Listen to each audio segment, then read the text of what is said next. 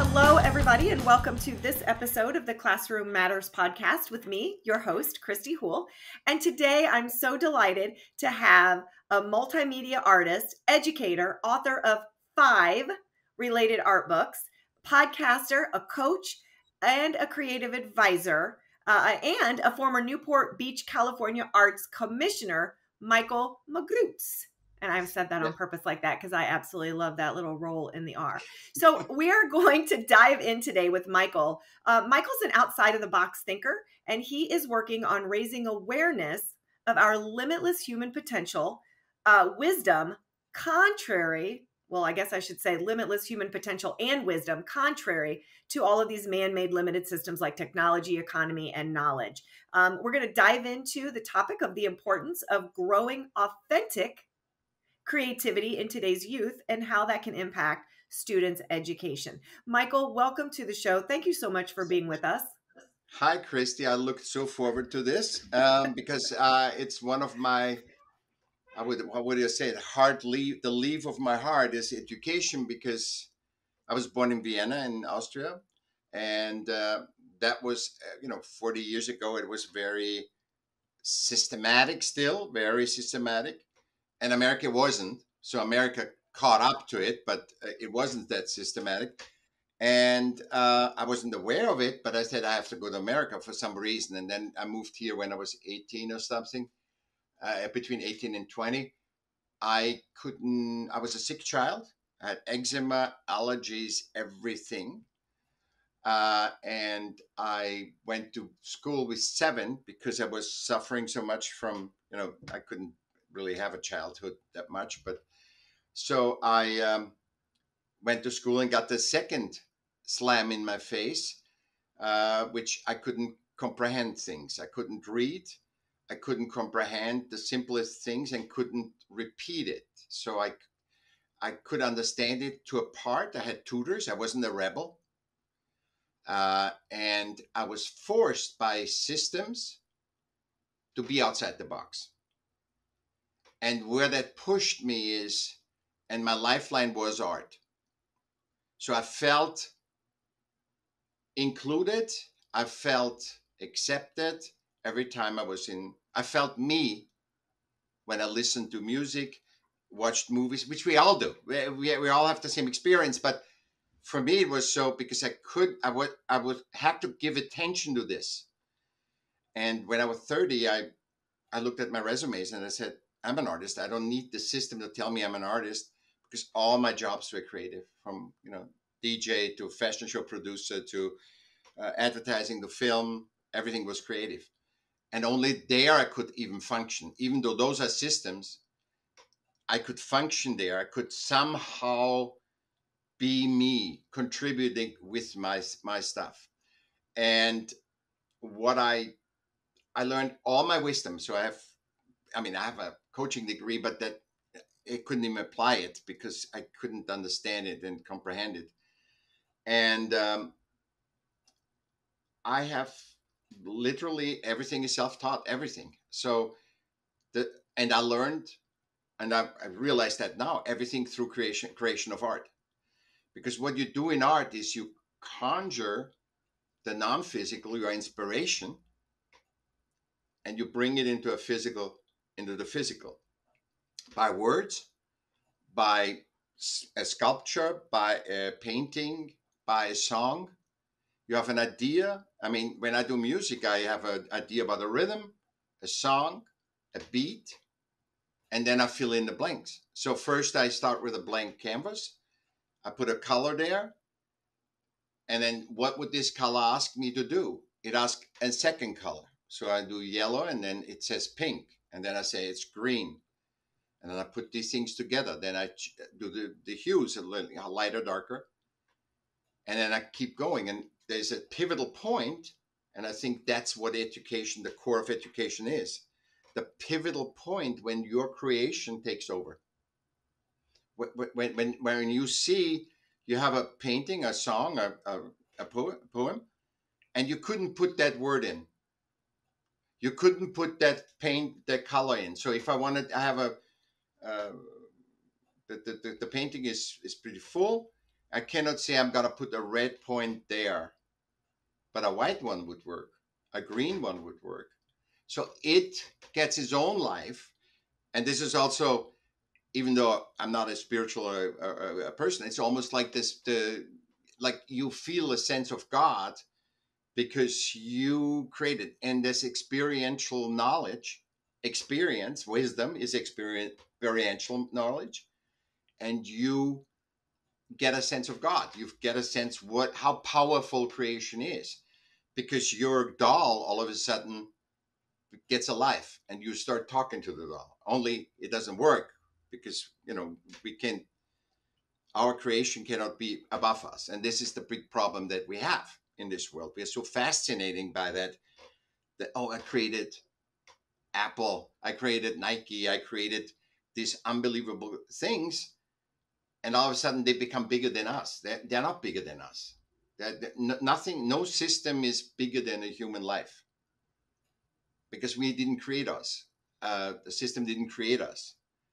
So what I'm asking essentially, that forced me, I said, why do we have education? What is the purpose of education? Because there is another fact here, that 97% of kids, which is confirms that everybody is valuable. 97% of kids are highly talented for one thing, better than anybody else. After the education, the number is reversed. 3% are extremely gifted, and 97% are just average. Mm-hmm. So they go into the quote unquote norm, or in the what you call that, in the where they are, they just fit. So the question is, are we doing education? And we need to think, it's about awareness. We need to think about is, are we doing education to be system adapt? Or are we doing education, the purpose of education is to be able to be a human being, because a lot of people say even the school, what they teach you primarily is social interaction. Most people concur with me that they say, they haven't learned a lot. The only thing I learned is typing. That helped me because of my dysgraphia. I have a hand-eye coordination thing too. So typing is the only thing that really helped me. I failed in English. I failed in French. I was speaker of the class. So this is the other thing. I was not a rebel. I was speaker of the class, but I failed the classes. I had to repeat classes.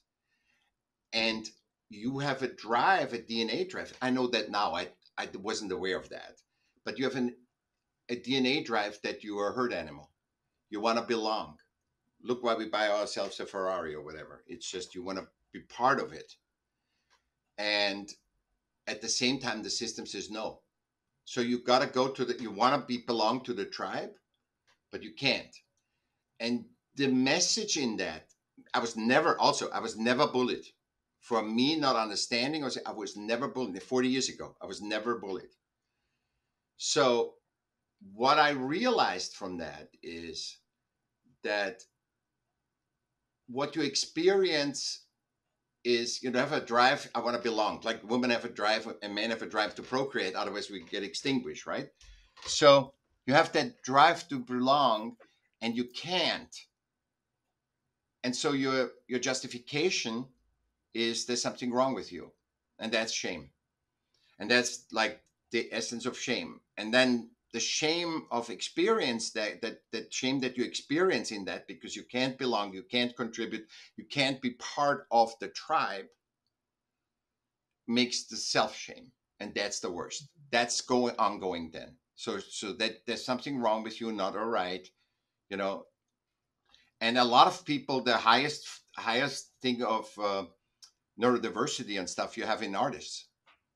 And this is actually a good thing, because it shows us they can actually be human. At least they can be surviving. They can be themselves in some way. Can they keep surviving and experience their life? But also 97% of artists have on the poverty level, all worldwide. Where creation, that creation without a focus. We don't want to put a new sneaker on the market, or we don't need a new iPhone. Just that's why I say art education, not education of history, art history. I don't even need to go to university to learn art history. I can study that on Google, you know? So it's about the experience of that non-physical into the physical, of what goes on in me when I see a color, when I hear a tone, and I want to create. Why do I want to create that? When I see a special pink, or I hear a certain rhythm, why? What does it in me? We can learn so much from each other, and that's why I call the second superpower discourse, healthy discourse, like what we have right now. Not I'm right, you are wrong, and that's so. For example, in that, we change our brain. That's scientifically proven too. You and I talk, if we want or not, our both brains alter, and which means we are all interconnected again. But when the physical cell says you can't, that's hard. And then look what the first thing is. I'm just coming from everywhere, but what is the first thing we destroy in wars? Cultural and thing. Nobody cares about art. 97% of artists are poor. But what are we destroying? Culture and art. That I mean, there is so much power, and I want to just give you that feeling. We're not looking right. We're not looking correct, because when you look a little bit the perspective from a little bit up, I mean, I just started to look at that, and I have now, I think, 350 quotes about art that are not about an art product, that are about outside what it does for humanity, what art and creativity does for humanity. I wrote 2 books about that, separate arts from the product and from the creation. We focus on the product because it's a business. So the art world that we know, see, this is where the education, I think there's the short circuits. Right here. And this comes to me because you give me a canvas. I haven't thought about that ever. I think the short circuit of that is we educate about a product, not about a process. Because even in art education, what do you learn? To copy, to make a landscape, to draw a human being. It's a skill. It's a skill set. Nobody thinks about what happens when I do this. What is if I don't, like for me, I cannot draw. You can hold on. I cannot draw. I mean, my drawings, I did 2 years of nude paintings of class to form. And to find out, I did 2 years to find out what I see. I have to transfer, and that's for your son too. I have to transfer it in my way. Right. Everybody liked. It had nothing to do with realism. It was my way of, I see that woman, that man, that that whatever, that animal, and that all of a sudden, because that was my voice, that was my essence, and I created that essence in that. And I think the art education is a because it's so powerful. Art as a business, or the art world, it's so prevalent, and it attracts people because people are connected with creation. Otherwise, we wouldn't create the world, And I think the problem is with art education, while it's so lowered and not important, is because they try, which it's a chapter in my book, in last book, about art education, and I can send you that, and you can add that to this episode. This is a PDF that you can do, because I would change art education totally. Because what do you want to? It's like almost like saying, okay, we're teaching you shoe sales. There's no school that teaches you shoe sales. What is it? What is it about a shoe? You got to know first what's important about a shoe. What is important about the human in a shoe?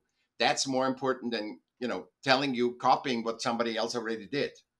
So we look at art history, which is basically a system definition of what art does. If the society says Gauguin is good, Picasso is good, Warhol is good, then we should teach that these are artists. And how that changes is, I was with the director of the Academy of Applied Arts in Vienna. They came to, and I was 15 years old or something. And my uncle is a master artist in the academy, was. And we were talking. Sunday was always everybody come and yapped. And I said I loved Warhol and I loved Picasso. That they got colorful. I could relate to this, you know. And I said both are no artists. And this is art education, right? This is the highest. They are no artists because painting on photos like Warhol or having 35,000 pieces of art like Picasso can never be an art. That can't be an art. So that's the system explanation of that. And that shows you how off that is, because every human is different and unique and one of one, right? You have one DNA. I have one in the DNA. And how interested would it be that I can see your expression, which I see, you know, how you decorate and stuff, but see your expression, what glasses you wear, what clothes you wear, what hairstyle you wear, is all essence. It's all expression, or the essence that you want to be. You know, it's sometimes some sense of want to be. But you see how much power there is in creation, and we totally don't see it. We see only the business thing, what is established, where you can. And by the way, when you get out of art education, when you do your MFA, BFA, you get no jobs. The German speaking, I know in German speaking areas, the key for art education. So once you have a Master of Art, a Bachelor of Art, the key is 93% will not work in the arts. Only 3% work in the arts, and they are not going to be Jeff Koons or Damien Hirst, you know? So, but look at this unbelievable thing that we have. The second biggest, after cars, the second biggest industry in the German-speaking countries, culture. And 97% that have an art degree don't get into culture. So we got to start rethinking. Yeah. This is not any steps to do. It's just awareness. We are just not aware. We're not looking at the right thing. So let's talk about that for a second. Okay. So you have, okay. You're so wise. First of all, I have so many thoughts and questions about all the things that you're saying, because it all makes perfect sense, right? And I know, being, you know, a former preschool or elementary school teacher, a former administrator of a building, now working in secondary education at the university level. So I've seen it from beginning to end, right? I've seen students come in at 5 years old at kindergarten and go through their entire school career, K through 12. And now I'm seeing folks come into the university level who want to become teachers and all these things. And I know that the folks listening to this are listening to you, because our audience, you know, we have teachers and homeschool parents and families and educators and all those things. And they are shaking their head in agreement. And they are saying, yes, this makes absolute sense. But we need to break it down a little bit. So what I want to go back and do and ask you is, because I think this is really important, from your thoughts, your ideas, your theories, your awareness, to actual execution, which is the breakdown, right? What you're saying and what we're doing and not doing in the classroom setting, which children spend a majority of their time sitting in a classroom setting, whether they're in homeschool or whether they're in a learning environment. So break this down for us. Why are we not teaching in a way that art is not in a silo or a vacuum, and it's just one class that you can or can't go to if you choose to go? You know, when kids come in at the early ages, we're doing art with them all the time, right? We're doing paintings and we're drawing and they're coloring. And then about second grade, that starts to drop off, right? Now we're doing more system-based things. And middle school, forget about it. Unless you want to be in art, you're not in art. You're not hearing about art. You're not learning about art. Teachers are not implementing art within the classroom whatsoever. But as you just pointed out, Michaell, art is a part of everything: writing, mathematics, business, economics, government, culture. It's in everything that we do. So why are teachers not able to, or willing to or have the ability to integrate art into all areas of the classroom. Why are we not integrating art into our science? Why are we not integrating art and building that authentic creativity into children? Is it because teachers aren't prepared? They don't know how? They don't have the resources? They don't know what to do? What is the breakdown? I think the breakdown is that, and I hate the word victim, but I think that every teacher alive today is a victim of system definition, of system conditioning. Because look at the which was my proof. 97% of all artists worldwide are on the poverty level. Yet every creation in this world that you see, New York, Singapore, companies, whatever, is creative, and it is intangible. It art does not, when you create art, it doesn't ask you to have followers. It doesn't ask you to be millionaire. It just wants to be created and exposed. So if you create something and you show it to your husband, that's enough. Or show it to your kid. The art doesn't say you need to make a perfect painting of this. And we are all, because we're not aware, because we are conditioned, 0 to 7, you get conditioned what it is to be a human, how to navigate this system here, this world of systems. And I think that's the problem. And I think I will, like I make so many artists aware of this. I think I will finally, educators will see and say, oh my God, that's what I felt, but I couldn't put words to it. I wanted to teach people to become that can navigate as humans, not system navigators. Because tomorrow that system doesn't work. Perhaps going in a coal mine doesn't work anymore. Right. Right. You want to teach them to go in a coal mine. You want to give women cigarettes in a maternity wards, like we did, to calm those crazy women down. I mean, and all of a sudden, we made a mistake. Then the sugar, the fat thing. Now that's what we're fighting now to get to. That sugar is way more bad than real fat. Not, So these things we realize, and I think nobody knows, and that's why I say we have nothing to do but being conscious. People want to do a new app.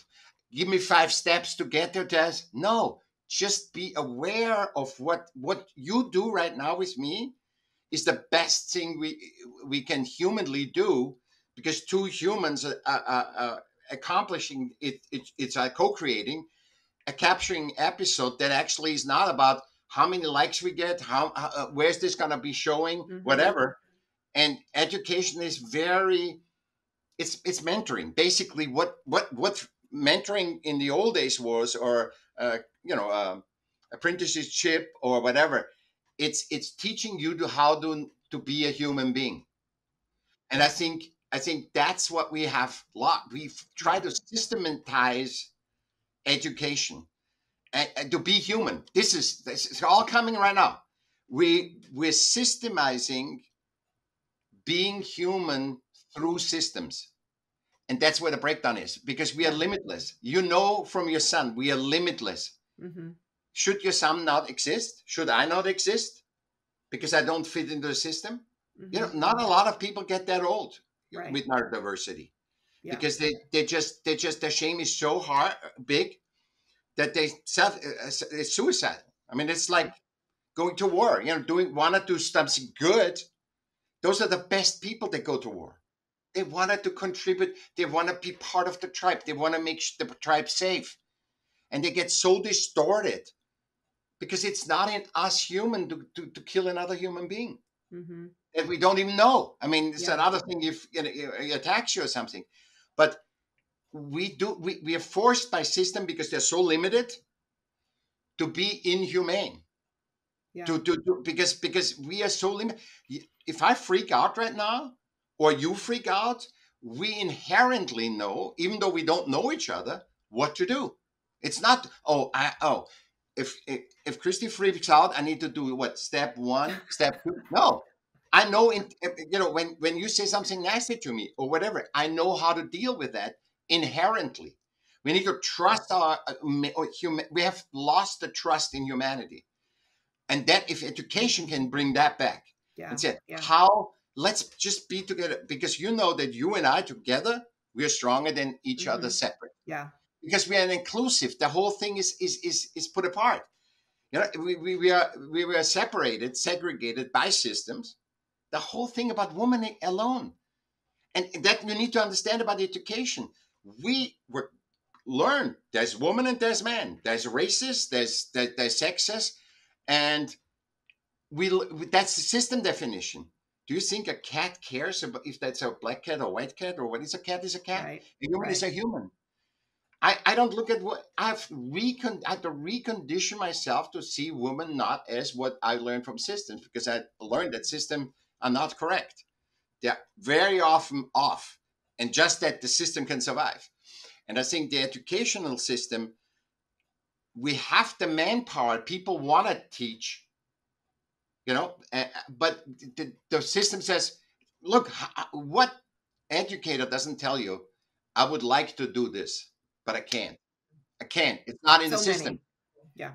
And see, the insanity of that is, how can a person, a human that wants to mentor another human, deny himself of mentoring him and adapt to something we created? So he doesn't teach him being human. He teaches him being system. I mean, see the insanity in this? Yeah. Do you This is think not that about blame on anybody. That's right? yeah. Yeah, it's a bigger problem than either one of us. Yeah, it's just, Yeah. and do you think, okay, so as you're talking, I'm writing a lot of stuff down because I think it's extremely important and it's something that we need to really start thinking about and being aware of. But Yeah. do you think that all of the things that you're talking about, and you're right. Listen, I'm going to tell you right now, I'm a mother of 3 children that have either been through have graduated high school or are currently in the Yeah. high school system. We have done public school. We've done homeschooling. I've seen every educational environment that's out there, and you are absolutely correct on all that you are saying. So do you think because of some of the things that you're talking about, that is what has driven the homeschool statistics to be so much higher now than they were? Do you think that folks are realizing this? And on top of that, Michael, not only are the homeschool statistics higher, the numbers are much higher. Teachers leaving the profession are also on a rise, where we can barely even get teachers to fill classrooms. Do you think that some of these things that you're talking about are the core reasons why we're seeing this shift in the education, public education? I think we're waking up. Humanity wakes up. Yeah. Because we can't create more systems anymore. So let's say you can't do anything in class. You have neurodiverse people. You need another system for neurodiverse people. Yes. But neurodiversity, everybody is defined by everybody's different. So your son might be dyslexic. I'm dyslexic. We're not the same. Richard Branson is dyslexic. Tom Cruise is dyslexic. They are all different. Every dyslexic. I wrote an article. I can add that to you. I sent you that too. I wrote a very long LinkedIn article about dyslexia and an open document about the dyslexia where everybody can add to there, because when we see the whole, we see better how intricate that is, and not just a professor that isn't dyslexic studies dyslexic and tell you what to do. See, that's the problem too. I'm not talking about anything I don't know, you know? Yeah. So I'm not talking about the teaching methods. I'm talking about what is before. Why did, like your question was perfect. Why is that so? And I think we were all conditioned, and we need to wake up. And because this is a discourse that is not against, but about for awareness. It's not, oh, the Democrats did this, the Republicans did this. You know, this is not about blaming. This is about human inclusiveness. How can we create also education should raise the human potential, or should give the basis of raising the human potential, not system navigation and system strength. We don't need a stronger stock market. We need stronger humans that are not dependent on a system like the stock market. Yeah. See, we are dependent on all these systems to survive. And the saddest thing, and if we can educate that, if we can bring that to fruition to the people, say, you child, you are limitless as you are. You have everything. Your growing up and going through education is the unveiling of that 100% that you are, of your potential, of your human potential. So life is, as you know, when you navigate through system, you unveil in your marriage, in your kids, in your trials and tribulations, you unveil more and more about yourself. I unveiled the same thing I did with art. It is all here. It's not something we have to create. It's here. Just unveil it and look at it from a different perspective. If we can just looking of in a different perspective, educate people on that, that would make them much more human applicable, Mm-hmm. than what we teach them in math and whatever. Because kids today, you know what education is, to get through it, So that, Absolutely. and it's a mind construct. So you condition them to never enjoy the moment like you and I do right now. Mm-hmm. You're in a mind construct. I need to do this, then I need to do this, then I do Yes. my 4 years of this, then I did. So you keep them in the future, never in the present. They never enjoy their childhood. They never have they just, and you see it, how lost the kids are when they quote unquote have fun. They don't even know how to have fun. I mean, I Mm-hmm. know, I don't know, I'm not a fun guy, but I know that this is not fun. To just freak out, to go on limits. It's just like you go full blast in it. You take the drugs to get through Mm-hmm. the school, and then you freak out in your free because your body cannot even integrate that. Yes. That you hit the wall, hit the wall, hit the wall, hit the Yeah. wall. Then you hit the wall in your thing. You need to hit the wall in your off time. You need to drive like a crazy person. You need to Yeah. make crazy stunts or whatever, just to feel alive. Yeah. And to No, get it's such a good point. It's such a good point because I know that people that are listening to this are thinking, oh my gosh, yes. And think about what you're saying when it applies to the school day system, yeah, the homework, right? My yeah, kids come home from school. I have a freshman and a seventh grader. They come home from school, and what is the system now? Get through my homework. I have 1 page of math. I have 2 pages of reading. I have to study for a test. And when they come home, it's funny that you said be free. My youngest son Max, when he comes home every day without fail in the car before we even hit the driveway, he says, "Mom, can you take my book bag in? I need to be free for a while." And he uses the word free. And what he does is he'll go out back, he'll get on the swing, he'll run around, he'll play. And so we need to, I wrote two key things down as you were talking that I need to write somewhere and put it on my desk, on my yeah, wall. And I want everybody to at least take these 2 things away from this conversation. And the first one is system navigator or thinker versus our human potential. exactly. I love That is, that. that is, And focus on the process, not the product. yeah, Focus on the now. Focus on your human potential. Focus on being authentically yourself and bringing the creativity out in everything you do and not on the finished product or what people expect you to produce or what yeah. society expects you to do. I mean, you're so wise in everything that you're saying, and I'm so, I mean, we could probably talk for hours, to be Yeah, honest with we you. can I do a really think that we second could. parter, and we can do stuff on a second parter, or a third parter, and we can do with if people are interested, then we can do special things, Yeah. because I work with other education too, and I work on myself on it because I couldn't be educated, I Yeah. couldn't be educated. So, but it was put on me because the system is never fault. It's always the human. So this is another, if you can educate the kids, be aware, are you now freaked out because of the system that says in a system time you running out of time, which is stress that is horrible, or are you stressed out because you feel like you need to finish that? Why is that not, why is that? And the distrust that the system gives you and says, you know, if you don't finish that, it's not okay. So if you're not on time, it's not okay. I'm not saying be out of time, but I've found that what do humans, the CEO that works 60, 80 hours a week, what is he doing on the weekend? He's tinkering on his little hot rod. He's tinkering in the garden. Why? So if we were lazy people, the guy wouldn't do that. And he's like, He never touches anything dirty, and then he makes himself dirty, because we need to be human. We are tactile. We need to touch. We need to have something. We are not tactile anymore. We're in offices. Yeah. We touch the keyboard. That's all Sit we in do. front of our computers all day. Exactly. And I'm not saying it's a bad thing. Our drive is, see, that's why I don't want to shame kids that they're always on the cell phone. They're having that DNA drive to be part of the tribe, to learn how to be part of the tribe.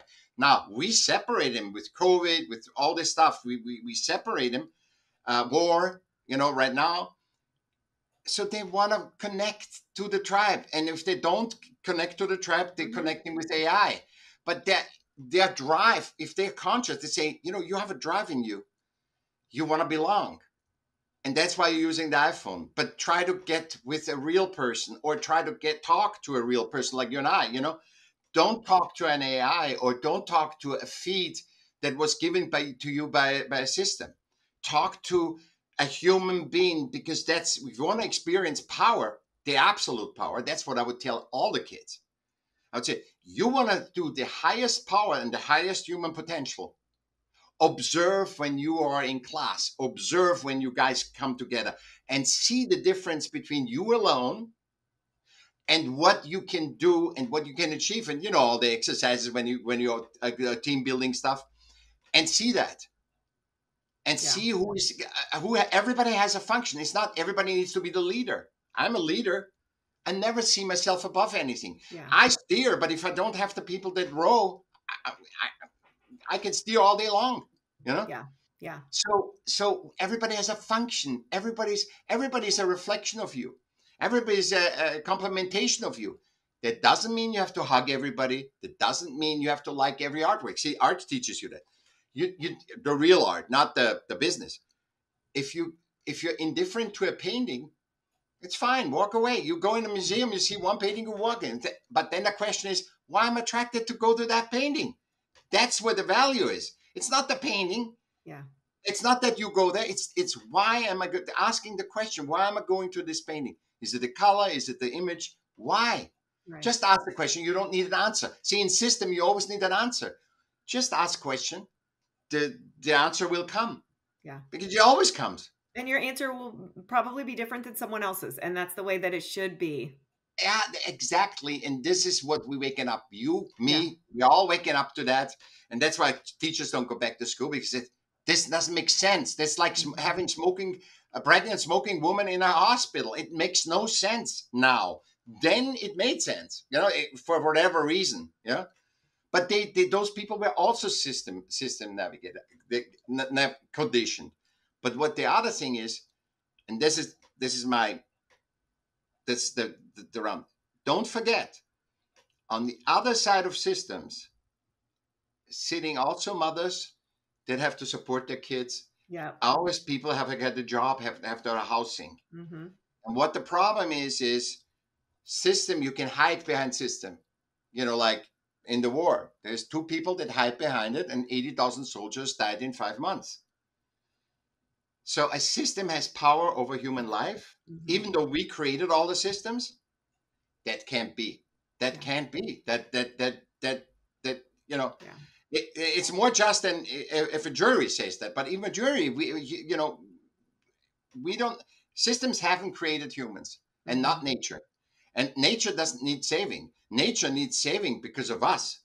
If we value human life, and we want your kids and your kids' kids to see the Grand Canyon, we got to take care of our environment.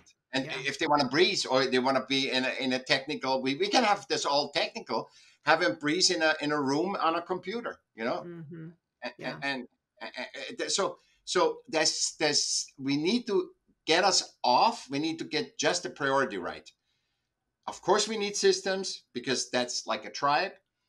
But I think systems need to be a certain size, because the bigger they get, the more they lose, which you see in education. The more global education gets, the worse. If you make a mistake, then you make it globally. So that's why in a crisis like in the vaccine, it's much better to have clusters that take care of themselves, like states take care of themselves, cities take care of themselves, because you get information, what works and what doesn't. You always have to have the contextual. And dyslexic neurodiverse have an unbelievable view of so I have no education. I told you this, Mm-hmm. but look at you say, oh, you have so much wisdom, but because I'm a idiot savant because I see Mm-hmm. context. Yeah. I see the Yeah. big picture. Yeah. And so should your son or me not exist? You know, Mm-hmm. we have treasures to give. We have treasures to contribute. And I think we need to see we have to stop. We have to say inclusive, focus on the human potential versus on system. You know, Yes. whatever efficiency, and we can solve every problem in this world. Yeah. There's no problem big enough that we can solve when humans talk to each other. Uh-huh. When it's one system gets another system, it takes the Yeah. humanity away. Yeah. The humanity is so, it's the juice, it's the Mm-hmm. life Yeah. juice, it's the passion, it's the joy. Everything is that. What Yeah. is life without having wine, food, love? They Yeah. have no value. They have no system value, right? I mean, going in nature, no system value. Yeah. And all of these things so easily translate into the systems that we have built in the schools. And so, Michaell, you are an absolute delight and a pleasure. And what a great conversation. Tell everybody as we wrap up where they can find your hub. My hub is michaellam.com, Michaell with two L's, m.com, michaellam.com. And there is my phone number, my email address, my social media, LinkedIn, books, music, whatever I have. All right. And we will definitely list all of those things in the description for all of our listeners, as we always do. And Michaell, I've got like 3 topics already written down over here on my little side notes that we're going to come back and just like talk about. I love the idea. And maybe we'll get into this next time about connecting to your tribe. I think that's just so important for teachers to understand why kids do things that they do and how to navigate through that. So thank you so much, Michaell, for your time. I truly have enjoyed this conversation. I really appreciate you being with us on the podcast today. Thank you for giving me that canvas to paint. Absolutely. And don't forget to check out all of our great resources on the educate.today website. And this is Christy Houle signing out until next time.